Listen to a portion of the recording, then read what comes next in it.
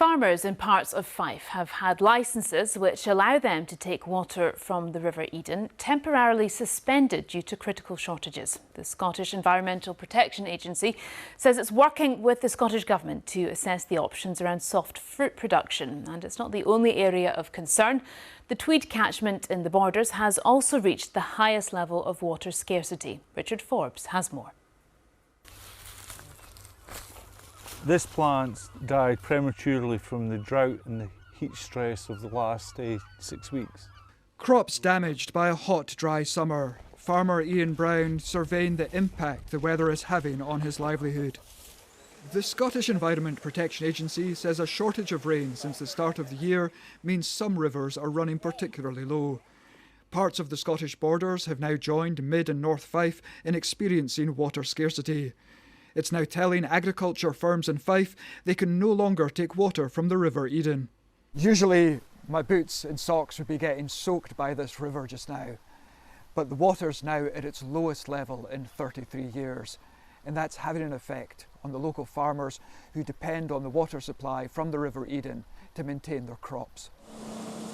Fife farmers face losing half their income if the dry spell continues.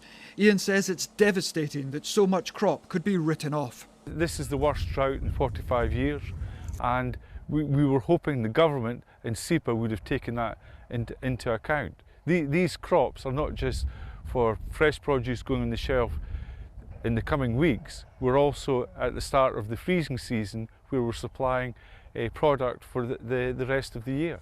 With the taps being turned off at midnight tonight, the farmers are asking for a more pragmatic approach. But SEPA says it just can't afford to let the rivers run dry. That would have a significant long-term impact on the fish populations and the plants. So we'd be seeing that impact for years to come. It wouldn't just be a short-term effect. It would really cause problems for the environment in the long term. And our role here is to protect the environment and try and make sure the water resource is shared equally for as long as possible before we get to this point. Although these restrictions are a temporary measure, if it doesn't rain soon, Ian's reservoir will be empty. The situation we're in now, we've got a restriction on water we can put onto crops. We've got high labour costs. We've got energy costs that are doubling if growers are out of contract. And inevitably, this is going to lead to food inflation. And Richard joins us now. Richard, as we can see in your report, things looking pretty bad in Fife, but that's not the only part of Scotland that's affected. No, Laura, it's a similar situation down in the Scottish Borders. The River Tweed there is at its lowest levels, some sections of it, since 1974. So similar restrictions are expected to be introduced there on Monday for farmers down in that part of Scotland. And as you heard in the package, that can lead to increased prices in the supermarket as some crops become scarce. Yeah, and there's also a warning, I suppose, ahead of the weekend and people being out and about wildfires.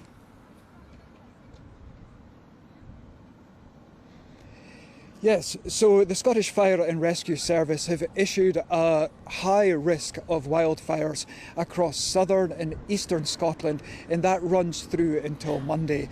And it's because the ground and the grass, a bit like here at Arthur's Seat, is particularly dry.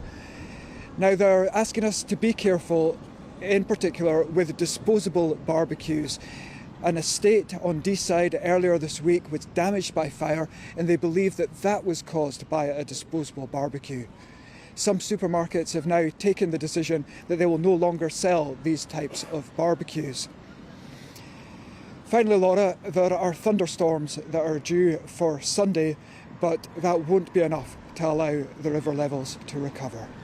OK, Richard, many thanks indeed.